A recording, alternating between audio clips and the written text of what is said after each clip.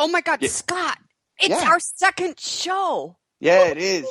And our Yeah. first guest is none And our other first- than I T. know. Anthony Sargent. I know. Anthony's breaking the virginity with us being our first guest. Yes. I didn't realize I had signed up for all that.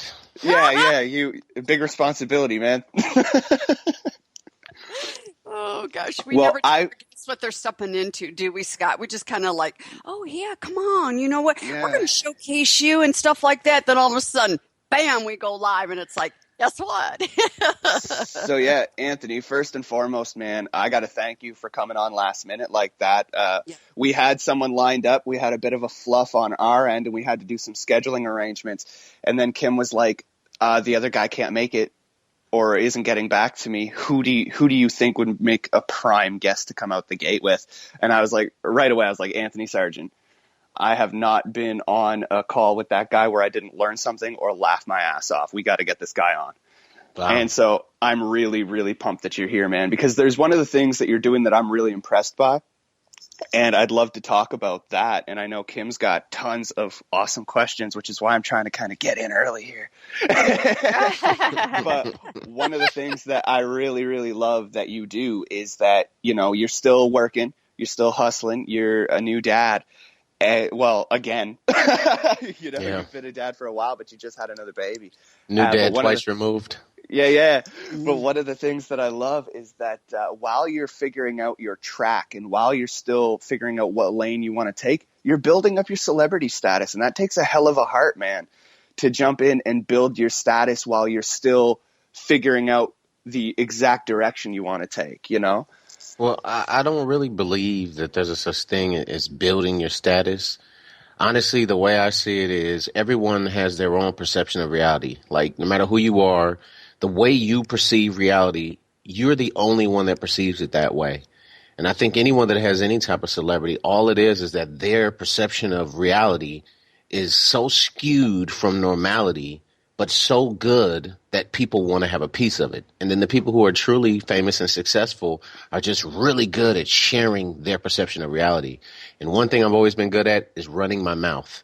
So I was just accused of that the other day. That was so interesting. Before, hey, hold on, guys. First of all, Anthony, we're going to be having you on the Kim and Scott show a lot more. And I've got this year-end show that Scott and I talked about around the holidays. We're going to invite you on to that one. I'm going to just put that out there. But before we move forward, we're broadcasting live, boldradiostation.com. Big shout-out to the Bold team. And we've got Anthony Sargent with us today. Anthony, before we move forward, just give a little tidbit about yourself, just so the people that are listening, they know who you are. So we don't have enough time for that, but I will try to summarize, I guess. I was born and raised in Southern California, San Bernardino, California, right outside of LA. Basically, I had a crazy childhood. My father was, let's say, he was a bad man once upon a time. I've got about 7 brothers and sisters that I know of, but there's rumored to be about 14 of us. We all have different mothers. My mom had some chemical imbalances early on, so she had some issues with mental health and, visiting her in and out of mental hospitals and prisons for the criminally insane as a child, and joined the Army, moved out of country, stayed out of country for a decade, came back working as a civilian for the government. Bounced around a lot in the last 6 years. I've lived in Korea, Texas, California, Arizona, Florida, and now Oregon. Also, I love Oregon. It's one of the greatest places I think I've ever lived in my life. I think this place alone is like therapeutic for me. But about February of last year, I kind of woke up and realized, like, what am I doing? And since then, I've just been on basically a journey just on self-improvement, just spiritually, mentally, physically. I'm just kind of on a journey of self-improvement right now. But one thing that's really happened the most since I started meditating, is that creativity has been flowing out of me at like a rate it's insane. I have just notebook after notebook after notebook that's just written down, just ideas, TV shows, sitcoms, feature films, short films, like short novels, one long novel, video game development. Like I'm trying to do a little bit of everything right now. I'm kind of all over the place. But so when I first started my journey, I basically started looking for people who were already kind of been down this path. And I met some really great people along the way, Scott being one of them. And I was kind of looking what everyone's doing and, kind of testing the water a little bit. And I think what I kind of came to the decision was that, one, I can't just follow in other people's footsteps because that's just not how my brain works. Mm-hmm. And so I'm kind of trying to find my own thing right now. So I kind of took a step back from trying to move forward as much and just kind of trying to find the exact lane I should be in. But to be quite honest, I think my lane will be like, you guys ever seen Wreck-It Ralph? No. Yeah. No, yeah, I've seen it. No. It's a kid's movie. It's animated. It's beautiful. You should watch it, Kim. What's the name of it? Wreck-It Ralph. Okay, Wreck-It Ralph. I love animation. Love animation. Yeah, I'm just make a note here. Send Kim reminder. Thank you, Scott. I love you. You're my younger brother. Thank you. Send Kim reminder to watch Wreck-It Ralph. Thank you, Scott. But yeah, you should watch Wreck-It Ralph. It's really good. But in Wreck-It Ralph, there's a scene where Wreck-It Ralph just makes a racetrack by like punching the ground. Like he's running as he's punching the ground, but he makes a racetrack. And I think that's kind of what I'm going to have to do. I'm going to have to make my own lane because I don't think there's really I don't really think there's an archetype that goes, start working while you're still in your 9-to-5 job and then continue doing this until you're famous. Like with what I want, because what I want is creative indemnity. I want freedom. I want to just be able to do what I want to do. And so if one day I'm sitting down and I'm like, you know what, I want to go on tour, I'll be able to fund my own tour and just book dates and go.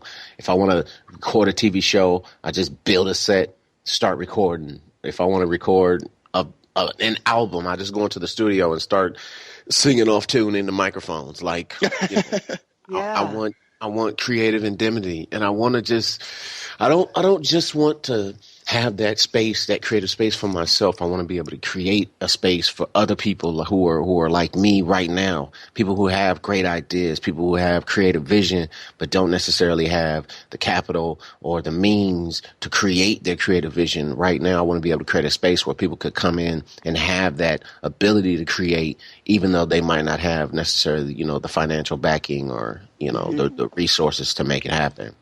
So that's my overall goal. I'm just working on a few things right now. My podcast actually, Bursting Through the 9-to-5, we had a really successful launch. We're new and noteworthy for most of the first 8 weeks on all 3 categories we were in. But the universe kind of told me what I should do next. And I was thinking about it like I kind of made this show really loose and wide open because I wanted that freedom. And I think I kind of painted myself into a corner anyway. And so I've been thinking about like starting this new podcast, and I was like debating about it. And then last weekend my computer crashed and erased all my podcast stuff. Oh shit! Yeah. So wait, my palms are. Oh my god! Yeah, it was about 7 unreleased interviews on there too. Oh man. Yeah. But that's what we do though. That's the podcaster's journey, unfortunately. No, that's the technology journey. I mean, that's the shit with just technology. Sometimes it just blows. Yeah, well, I don't necessarily look at it as a bad thing. I mean, I thought my idea for my new show was better anyway, but I didn't want to just give up on my show that I'd already launched successfully and was doing well. But I think the new show I'm doing is going to kind of encompass everything else I've done and that I want to do anyway. It's actually going to be called 600 Degrees of Separation. Oh, I love it. And 600 Degrees stands for 6 degrees of separation. Whenever I have a guest, my guest will introduce me to my next guest. They will make the introduction for my next guest for the show. So if my guest this week introduces me to someone and that person can't be on, they have to introduce me to someone else. And then the 2 zeros on the 600 stand for zero research and 0 editing. And so basically what I want to do is I want to have kind of a random guest set up for me, my last guest, and there's no prep really. And I mean, if I know them, then I know them, but There's no prep. I'm not going to be doing real research, and I'm not going to edit. And basically, I just want to have candid conversations with very interesting people, because I feel like those podcasts where you get real good candid conversation, it's always the best ones. Those are the ones that flow the best. Those are the ones that seem the most natural. Yep.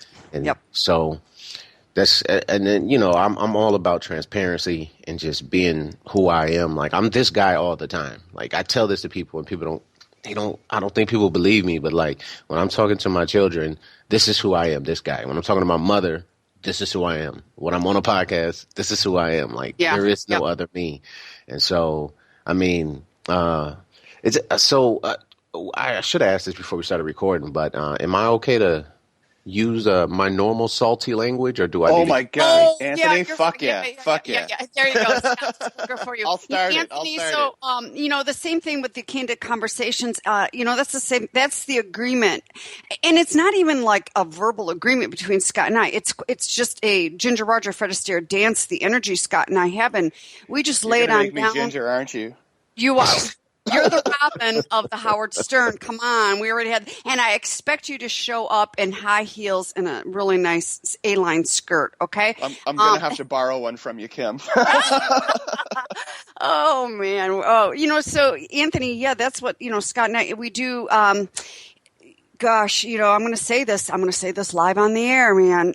We do very little research for this show on our guests, whether we know the person or not, because we want the conversations to be really candid. So before Nesha, our producer, clicked the live button here, we were talking about some things that hit.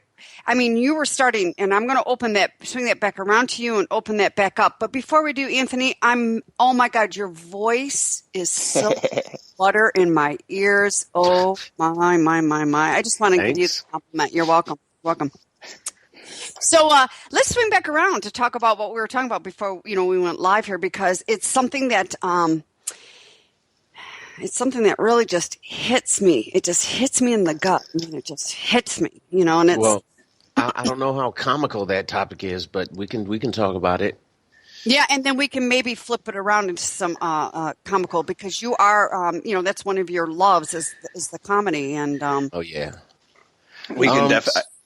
So basically, what we were talking about was Black Lives Matters, and how did we get to that? I don't remember. We literally just said, so what do you want to talk about today? And you, as a joke, and this is how we met in the first place, is Anthony told a joke and I took him seriously. My God, what's funny though, Scott, is that happened on Facebook. But if we had been in person, it still probably would have happened, because I'm really big on deadpan. So yeah. I say the insanest things and then look at you like there's something wrong with you for waiting for me to react facially. Yeah, it's true. And so we could talk about how we met after this, but Anthony basically said, I want to talk about Black Lives Matter. And I said, yeah, we can do that. And then he's like, actually, no, I was kidding, but that's how we got into it. But I mean, you dropped some bombs, some opinions, man. I feel like number one, I think it was a very poor choice of names, because the name in itself segregates black people from everybody else. Mm-hmm. And so I just think it was an unfortunate choice of names. And then number two is I think that there are different sects of Black Lives Matters. I think there's some out there that are truly doing the mission of Black Lives Matters, but I think there are other people out there that are out causing trouble, causing dismay, causing violence. I think that movement in itself got so big so fast, and so many people who are uneducated about the true meaning and the true purpose of that thing, that I think it's kind of off the rails already, and it just started. Like, I think the initial thought of it and the initial ideal of it is right and just in a good cause, but I think there's too many different factors that just have kind of null and void the good things of Black Lives Matters. And they're basically, just the way I see it, they're kind of at a zero. They're not positive or negative. They're just kind of at a zero, because they've created almost as much negativity as they've created positivity due to different factors. But irregardless, like sometimes when I see it, when I see the things they're doing, the protests that they're conducting, it's like, there's better ways they could be doing what they're doing. Not that I'm some kind of civil rights leader that could give them the right way. Regardless if I know what the right way is, I can see what the wrong way is, and it just feels wrong. Right? You guys. It just here's what I say. It's all lives matter. Black, Asian, white. All lives matter. And what this all comes down to is we're all human beings. And I'm sitting with two awesome, cool dudes this morning. And Anthony, you and I are connected on social media. This is our first time going, ear to ear. I always say the universe, the universe has a sense of humor. And I stepped into an internal self-healing journey several years ago. And it's interesting how the universe is placing people and surrounding me. And, you don't hear a lot of men turning in and doing the meditation and, in Oregon, it's just such this and, Scott, who's Scott's strong, doing all of that. And I think until we all do turn in to heal ourselves, no fucking life matters. I'm sorry, but it does. We're human beings. We're miraculous. Don't get me wrong. I don't, but no life is going to matter. And quite frankly, I agree with you, Anthony. Just name something and title something. Black Life Matters. This is what I talk about with women because I do a lot of work with women. Mm-hmm. Women still behind the scenes are bitching out other women. And I look at my husband, I'm going, yep, 5 a.m. in the morning, one of these days I'm going to be pouring my coffee and look out the window and there's going to be a dinosaur walking across my front yard because it keeps us all prehistoric. Nobody has arrived when you're titling something Black Life Matters, women going behind the scenes, going after another woman, a man going after another woman. It doesn't matter. A human being to another human being, none of us have arrived, period. And until we are able to step in and taste those words, taste those actions before we start spitting and spewing, right. Because I don't believe, I don't believe in, and I'll say this out loud, and I've said this to working with other women, African American women, Asian, whatever. It's a woman to me. It's a human being to me you can't say you don't see color. And I'm like, but wait a minute, I'm white. That's a color. If you come down to color, because I don't, and no disrespect to anybody, but I don't see color. I see a human being. And a man has a penis and a woman has a vagina, and we see different, there's gender there, but I see a human being. I feel like race, I feel like religion, I feel like economical state, like income or class. They're just all dividers put in our heads, basically. We're almost indoctrinated to believe that because you belong to a different race, different religion. Wait. What do you mean by almost? We are 100% institutionalized and indoctrinated to believe. Yeah. And I feel like... Well, go ahead. Sorry, man. And I feel like no matter what, like Black Lives Matter, the feminist movement, fucking defending the environment, it doesn't matter what massive movement is going on. You're going to have your vigilantes and your heathens and your heretics within that system fucking it up for everybody else. It's just move. Just move. Why do we got to freaking title everything? Just move. Look at Rosa Parks sat on that bus. She didn't move to the back that day because she was exhausted. Hallelujah. It brought a movement, but she had no intention of going, I'm going to wake up today and I am going to start a movement. It turned into a movement, but can we just move? I feel like everybody, can we just move? Can we take action some without announcement? It's beautiful. Anthony, like I said, I'm just I know you from social media, but I'm really getting to know you from stepping into the show today. And it's like, you're that beautiful silent giant that has such a beautiful platform, structural presence of you without having to get out there and go, hey, look at me, I stand for this. You do stand, but it's like coming back around. I agree with you. Why do we have to title Black Lives Matters or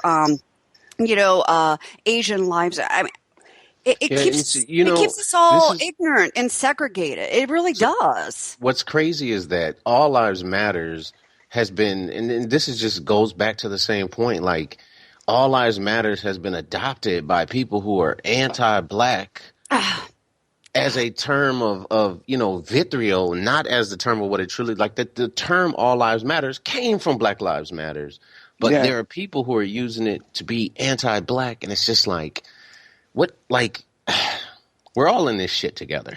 yes. Yeah. Like, number one is, and then, the media played a huge role in it too, because the media basically played one against the other and turned it into more of a thing than it really was. And then that's also how it got so much attention and how it grew so quickly, and how you got so many people who weren't truly in it for the actual purpose of it and for the true meanings and reasons why it was created. Those people who just joined because they're like, I'm black and I want to mess up some cops. Those people that joined in, Yeah. like, if the media hadn't given it that much coverage. But what it really boils down to is that none of this has anything to do with race. Race is just the mechanism that our government uses to distract us from Yep. class issues. Yep. Whenever that middle success area gets smaller and the top 1% gets bigger and the poverty level stricken people get bigger, then they throw out some BS into the news and they blast it nonstop like a Katy Perry song on the radio. Yep. Until people are no longer thinking about what's really happening. So what's really going on is that there's class warfare going on, and we're losing because instead of paying attention to what's happening, we're fighting each other over race issues. Oh, but It's Anthony, been oh my created by the gosh. people who are controlling things. You're right. It is that upper 1% of that control. I mean, I don't watch the news a lot because I can't. I mean, first of all, it's so repetitive and blown out of proportion, and we're furthest from the truth when it comes to the media. One and two, I look at you and I here live in the United States. I look at when the president does the State of the Union address or whatever, like that. And, they show the TV show all these people sitting there in the White House waiting for him, and for him to come out and say his speech.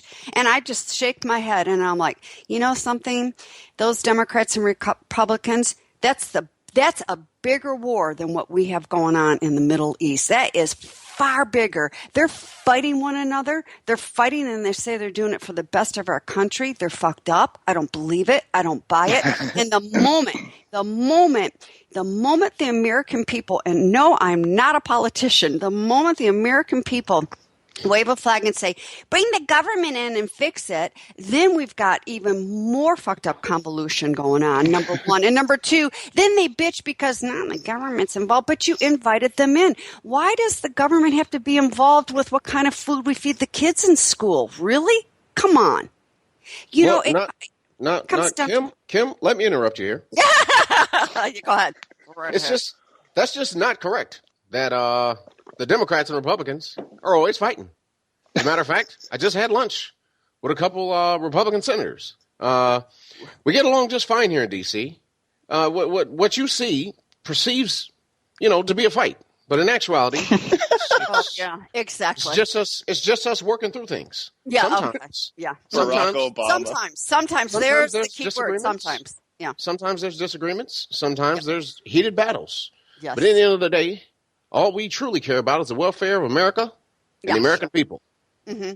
Sure. Thank you very much for that dish of bullshit for the day. Thank you. Thanks. Yeah. I'm out. I'm out. I love it. I love it. And see, I need to sign up for your comedy show, Anthony. You are a very talented man. I love it. So this is how Anthony and I ended up meeting each other, is stuff like that. My God, I heard him on a Star Wars show, and he made me laugh uproariously. And I was like, I don't know if this guy, I didn't do any research on him. I just got in touch with him on the recommendation of a friend of ours, Cody Boyce. And he does the Rogue Squadron podcast, and it was such a good show. Shouts out to Paul. Yeah. And Paul's hilarious too. And so those guys had Anthony on, and I was like, no, I need to get this guy on my show. I need to find an angle of some kind that, he can talk to 18 to 25-year-olds and give them some kind of wisdom, because I had no idea what he did outside of comedy. And the angle was, do you want to talk? Yeah, and so that's eventually what I approached him with. But then later on in our group, the Podcast Discovery Center, it was the early days of that group. We started, I asked people, what was your most interesting guest? And like, I labeled interesting as in like either interesting good or interesting bad. And one lady was like, I had a guest that firmly believed she could talk to angels. And Anthony, I kind of made I don't want to say an off-kiltered comment, but I made a comment to it like, oh, that must have been a really interesting show. And Anthony jumps in and he's like, hey, man, my mom has had a chemical imbalance, and she told me that she could talk to angels. She told me we were descendants of angels. Yeah. And so here I am. I don't know Anthony from Adam. Like, I have no idea who he is, and I just indirectly made fun of his mother. Nice, in my mind. Nice biblical reference in your biblical reference. I grew up Catholic by convenience, forgive me. But so what ends up happening is I send him this long, drawn-out Facebook apology. Heartfelt apology. And he sends back a voice clip that goes, hey, man, I'm playing Fallout and I'm too lazy to type, but I was joking.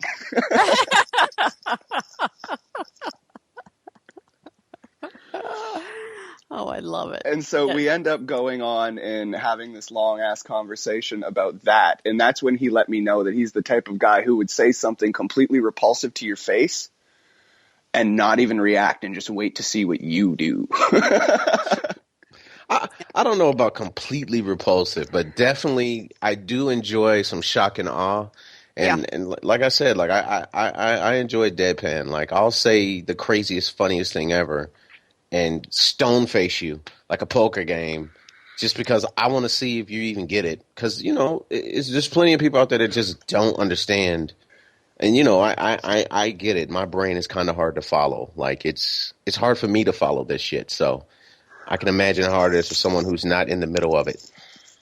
Well, it's you're right. It's there's so many people out there. We were just having this conversation privately behind closed doors the other day. We sit down to dinner with people, and God forbid, the rules of thumb, you don't tap into religion or politics. I'm like, why the hell not? Well, I mean, first of all, number one, that's how I learn and grow, by hearing other people's opinions. But the thing is when you sit down with people about politics, or the gay and lesbian and this transgender stuff that we have going on, and their opinions, they try to cram their opinions down your throat. That's where I back off and start saying some things for shock and awe. And my husband's like, you better be careful. And I'm like, why the hell do I got to be careful? Do you think Howard Stern made it as far as he did by being careful? Do you think the three of us sitting here today made it as far as we have by being careful? Why should I have to be careful when I have someone across the table cramming their shit down? Why are they not being careful? We still have that, oh my God, what society is telling us. Well, you only have to be careful if your opinion is not the same as the public one. Yeah, that is true. You're right. You're right. In my opinion, and all of our opinions sitting here, there are opinions. My opinion is not the same as the public one. It's just not. Well, I've come to the decision, or not the decision, but the realization that, it's something that I didn't see for a long time, but like I finally see it, is that, my truth is not everyone else's truth. Yeah. And so, like that helps me deal with day to day, because it's really hard for me to just walk away from someone who has the wrong answer but will not accept the right answer. It's hard for me to just walk away from them. Like, I have to stand there and just keep trying to pound the right answer into them, because it's like, you're wrong. Like, make your brain work right. Get it? You're wrong. It's hard for me to walk away from someone in that situation, but it's something that I'm learning to do, because I've been wasting a lot of time and energy talking to brick walls. But I did want to say this really quick. You had said that, like about the media and stuff and how messed up it is and how it's all, they have their own agendas and blah, blah, blah. Like the only real reputable news source that we have today is TMZ. Oh, yeah. You think about it. TMZ, their news is real. They have videos of it. They have eyewitness accounts of it. The news we see on CNN, CNBC, and Fox News, like that shit is all whatever whoever's funding them wants to be on there. Oh, right? yeah. It's like Bill Cosby was in the news nonstop. Bill Cosby. There was all kinds of shady deals going on in the background. They was working towards stealing the election from Bernie. Like there was all kinds of stuff going on. The news just didn't even talk about it. And then the moment that stuff was over with, they were just like, "Oh yeah, and Bill Cosby released, all charges dropped. We'll never talk about this again." Like, what? Well, he's a bygone. When was the last time you heard about him? The day that they released him with all charges being dropped. Yeah, the last time I heard convenient about distraction. It's a convenient right. distraction. Yeah. And then also, I want to elaborate what I was saying about stealing the election from Bernie. So honestly, the way I feel is that, like, the person who has the best ideas for making America great again, I feel Bernie Sanders has them, but I don't agree with everything Bernie says. And were I to vote, I would not be voting for Bernie Sanders. Actually, were I to vote, I would abstain this year. But I don't vote anyway because the Electoral College chooses the president. They chose the president in January, and now we're seeing the results of that. And the results of that are a magic trick. Hillary Clinton is the magician. Donald Trump is the sexy lady and the scantily clad assistant. And Bernie Sanders is the sucker from the audience. And basically what we're seeing is Donald Trump is distracting everyone from the Democratic finalist, period. He's just distracting them. Look at me.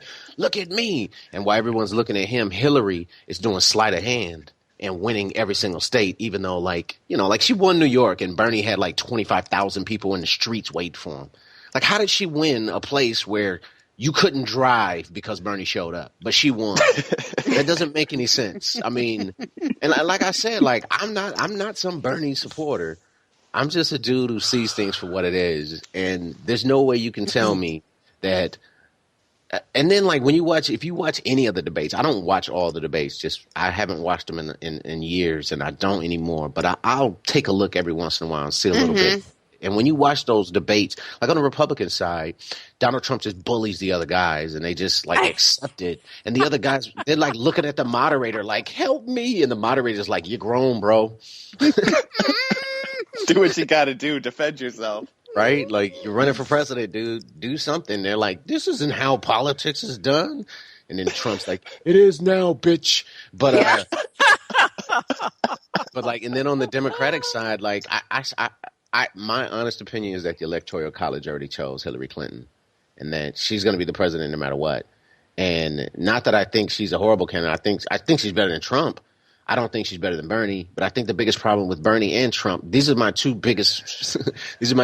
gems of why I feel like Bernie and Trump, neither one of them will be elected, is because, one, Donald Trump is not a puppet. He might be a crazy person. He might be an ass. But of all things, he is not. He is not a puppet. He is not going to get into some position that's supposed to be a lot of power.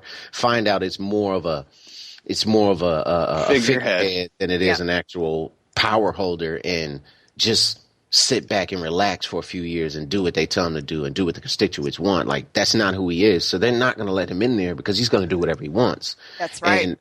And Bernie, I think, is the same thing. I think the difference is I think Bernie will actually fight to help people, and I'm not sure what Trump will do because he has zero experience as a politician. But Hillary, I think that she could be a good politician, but I also think she is going to be exactly who they want her to be.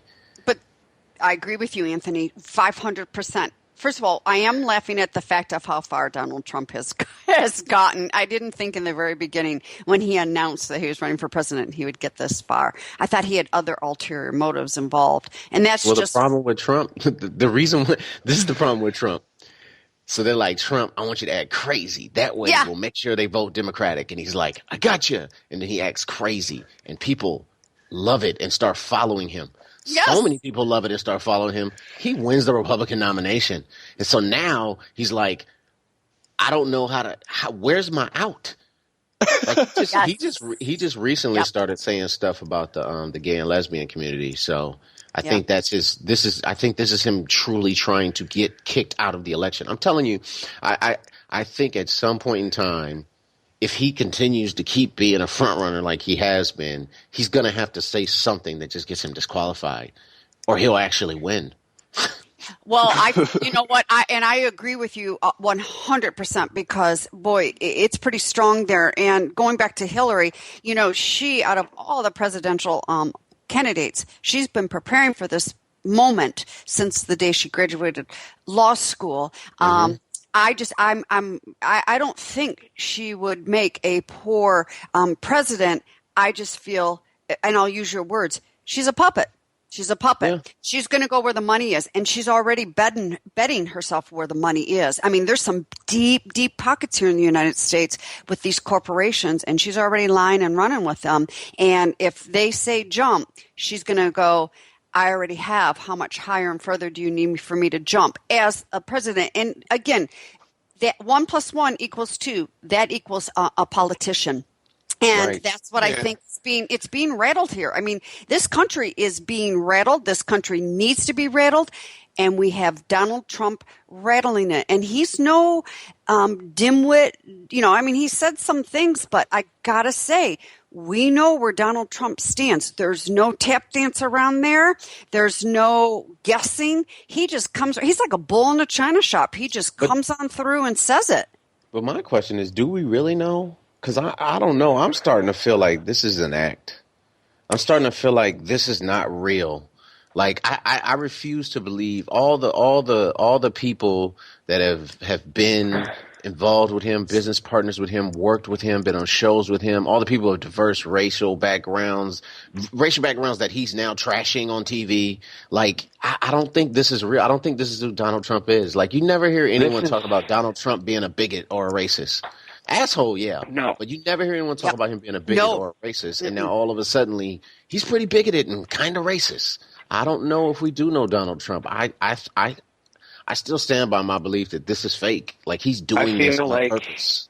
As a Canadian, first of all, I'm just kind of hoping that the flames go down before you guys burn down my apartment too.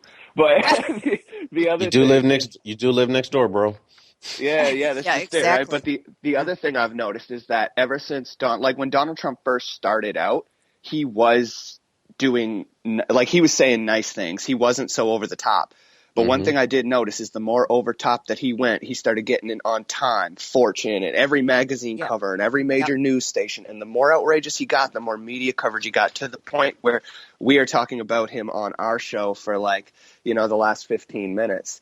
And so what he's doing definitely does bring attention to him. And I think that's why he is going so extreme and saying the things he's saying it is working in terms of getting him in front of voters. Well, he doesn't have hair like that for no reason. That's true. That is true. Yeah, but that's what I'm thinking anyway. I'm thinking it's all just one big media pull, and it's working. Well, see, I think part of the problem is that, well, number one is that we have the entirety of human knowledge at our fingertips. It's called your smartphone, right? And I think with the fact that most people on this planet, well, I shouldn't say most, because there's plenty of people who don't, but a huge majority of the people on this planet have the entirety of human knowledge at their fingertips. And with the entirety of human knowledge at your fingertips, whether you're learning or not, you still have access to things you didn't have before. And it's making it that much harder for governments to do the things they used to do to stay, you know, ahead of the people, because we now have access to all the knowledge they have access to. And so if the government tries to do something shady, there's too many people that are educated and know and see it and go, hey, what's going on with this right here? And the government keeps like I'm from San Bernardino, California. You know, we had a shooting last year. Yes, huge. End of last year. Yeah, huge. So normally when there's a shooting like that, I don't pay it a lot of attention. I don't really like to watch the news because except for TMZ. Except for TMZ. They're the only news outlet doing true investigative reporting these days. I honestly really mean that. TMZ is the only investigative journalism you can truly get on television these days. And if you think I'm playing, pay attention and you will see it. But so when that San Bernardino shooting happened, like I called off from work, came home, and just like watched the news for like 2 days straight. Didn't even go to work the next day.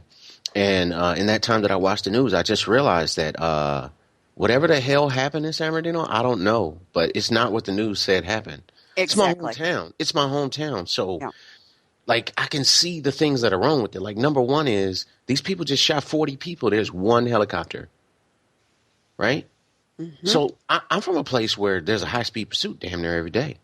Yep. As a child, I watched at least 7, 8, 9 people die on TV.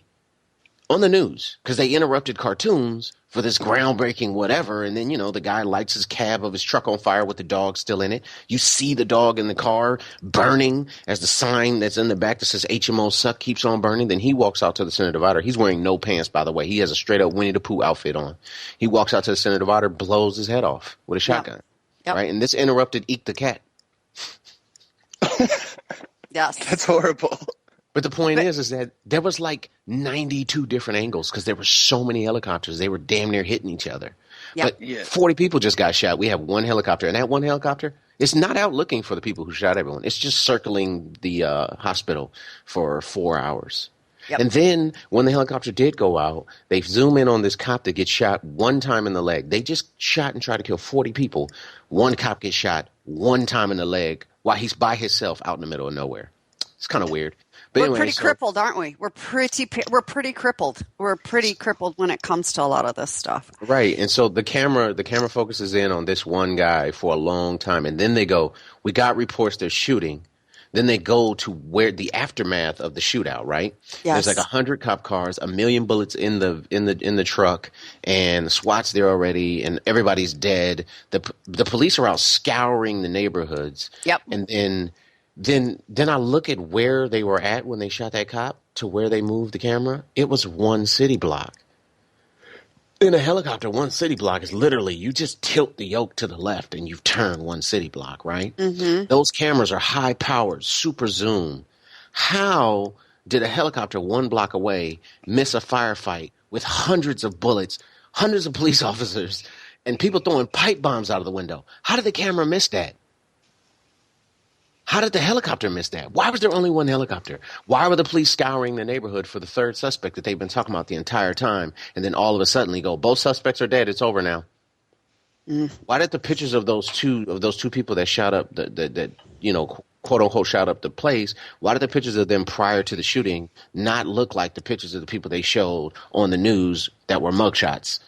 Why is it that the eyewitnesses all said there were 3 athletic men that came in and shot up the place, and then they stopped showing the eyewitnesses? Yep. There's a million things wrong with it, and I never would have noticed it if it wasn't my hometown. But it was my hometown. I'm watching because I still haven't talked to all my family. You know what I mean? I'm truly paying attention to this. That final shootout was a few blocks away from my grandmother's house. Like, I'm really paying attention to that because of where it is. And once I paid attention to it, I just saw right through it. And like, also coincidentally, the one guy who worked at the same place as him, who he did not hate, just happened to be in the bathroom when he went in there and shot the place up. I'm just saying, like, I don't know what happened in San Bernardino. All I know is whatever the media said happened, I'm calling bullshit on. We'll never know. I mean, we will never know the rock bottom truth. We will never know. There's so much buried, hidden, curtailed. The media and the government lets us know what they want us to know. The government only does so much, and then the media bastardizes it. Right. It's so far from the truth. And it's exactly right what you just said, and it's exactly what I was saying before. Like, it's all about what they want you to see. It's not about what you need to see. Right. And that's something, Anthony, that's where I want to take my hands on people around their shoulders and just shake them and go, wake the fuck up. Are you kidding me? You're buying into this. You don't have to. Be at choice to buy into this. But if you're going to buy into this, take off those rosy colored glasses, wipe the sleep from your eyes. And the horse blinders. And the horse blinders, that are going nearer and nearer and nearer, and wake up and be at choice if you are going to buy into this, and don't go down the street skipping like it's the Wizard of Oz going off to the Happy Land and going, everything's going to be okay, because everything is not fucking okay. Everything is not okay. And Scott, I know you're a Canadian. The Canadians, because, we butt right on up to that, to Canada. You guys watch us like crazy, and we're not. Canada's not the only country that's watching us like crazy. I mean, we've got this pretty whole much the rest of the world is. The whole world, yeah. The way I liken it is, I think every country in the world is sitting there just watching Rome burn, going, that Caligula shouldn't built that boat in the middle of that lake just to party. That's, you know what? I said it on, I think, a private conversation with Kim. I said, it feels like I'm kicked back in a swimming pool watching a car across the street burn. Yep. Yeah. Ouch. Yeah, exactly. That's the worst part. But the thing is that fires jump streets.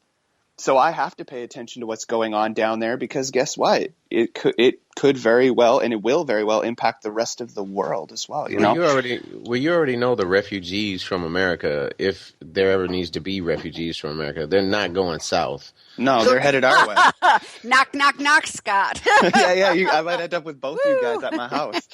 But no, it's one of those things where I've always felt that the media was just smoke and mirrors, and that's, in mainstream media, to me, has always been created for people who just don't pick up books. They don't read. They don't educate themselves. They don't think beyond what's put in front of them. They come home from their job, they pop on the TV, and they consume endless hours of what people want them to see. And to me, that's always been the way mainstream media works. So, I don't even have cable at my house. I don't watch the news ever, because I would rather find out from I would rather find out from multiple sources, not just one source with the same headlines circulating over and over again. Or multiple sources with the same multiple sources with the same headline over and over again. Oh, but that's what they do. It's so repetitive and redundant, and it's no matter what happens, it's like Hillary beats Bernie in New York, and then you look on CNN and it's like Hillary cheats Bernie in New York, and you look on MSNBC and it's like Hillary outlasts Bernie in New York, and you look on Fox News and it's like Hillary given New York, like it's the same thing. And then you check out TMZ. and then you check out TMZ, and they're just like, we had people on the street that couldn't vote.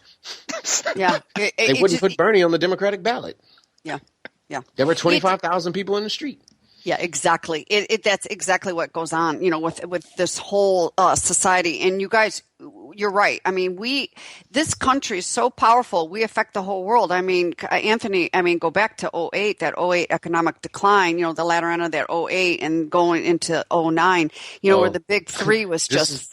This is how bad that decline was for me. I ended up joining the Army again for a second time, active duty, during 2 active conflicts.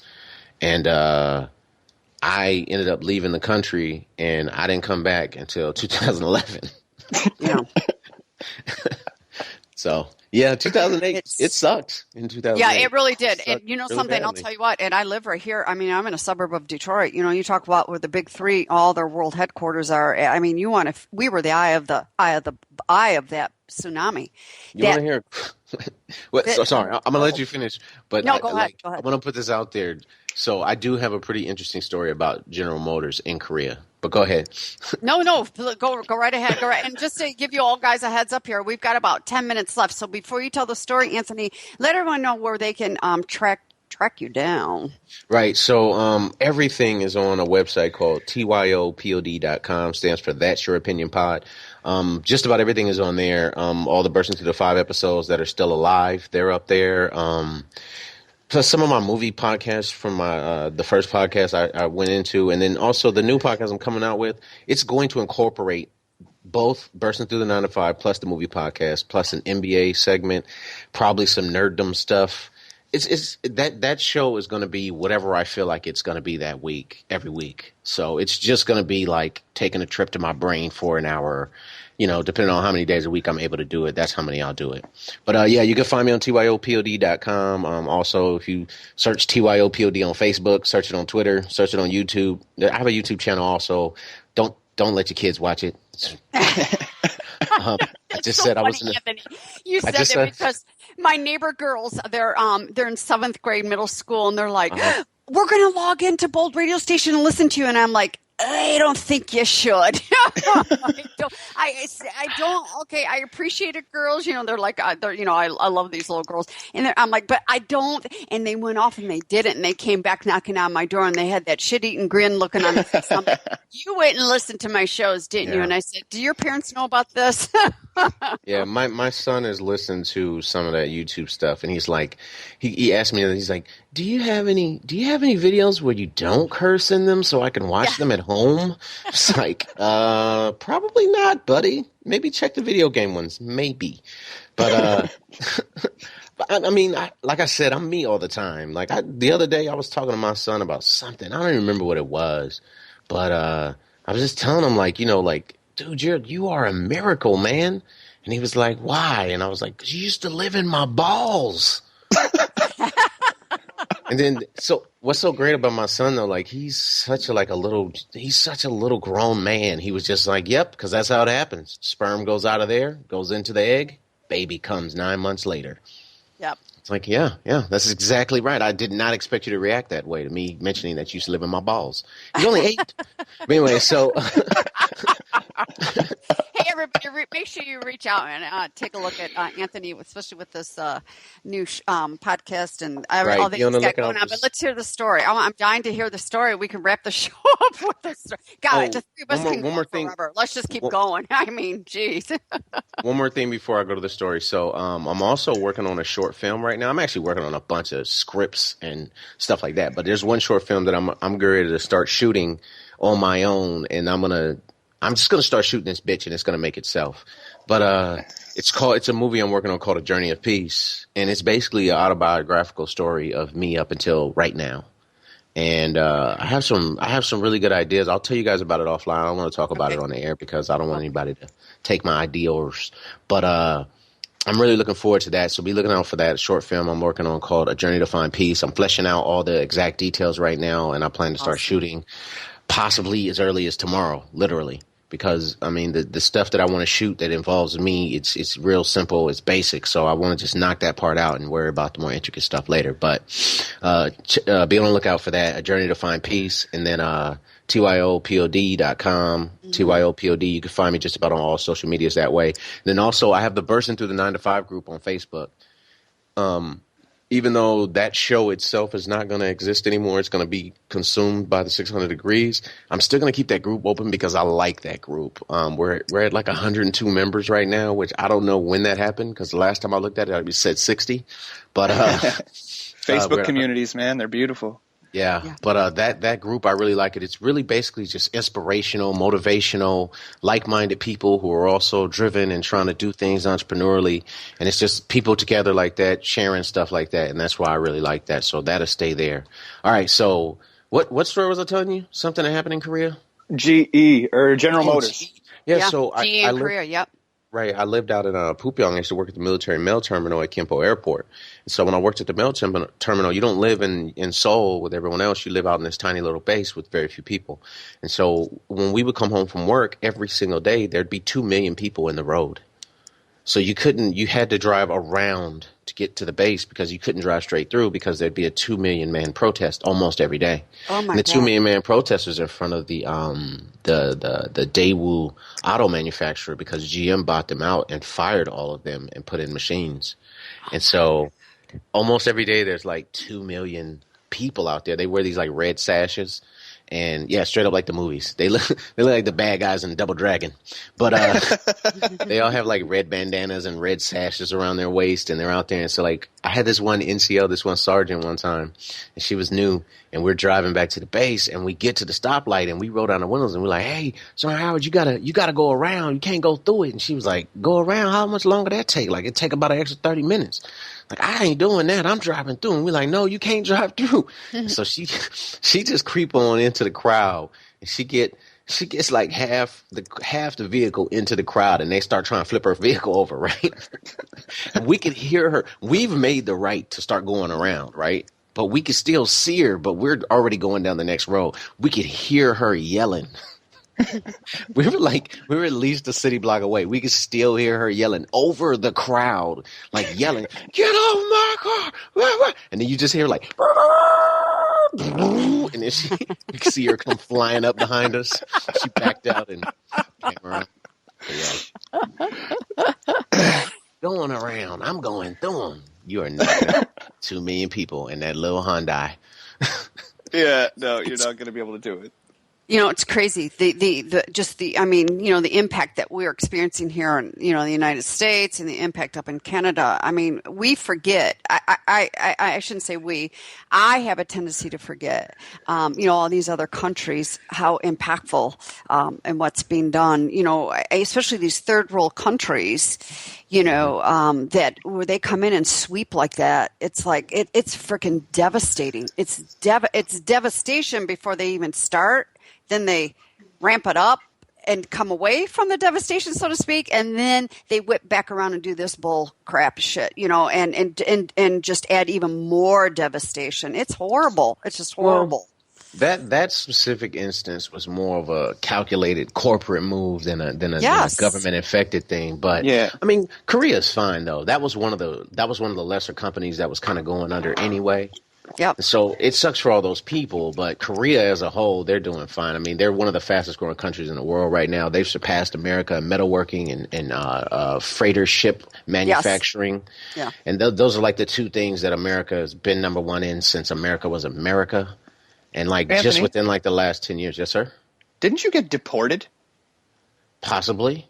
That's a great answer for an end of a show. That's a great answer. Tune in next week to find out. Did Anthony get reported? Did Scott and Kim ever find out? Will Bold Radio Station be the best there ever was? Tune in next week to find out.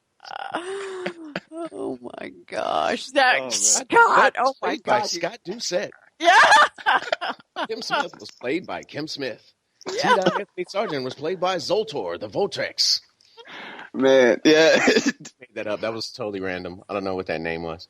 That's okay. We don't need to know. That was just, it hit me when you were talking about Korea. I was like, man, didn't you get deported from Korea?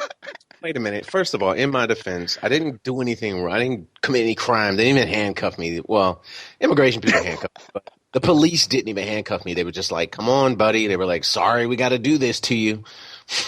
My visa was expired. I mean, that was it. I just had a visa expiration, so I bought a ticket. I went home. But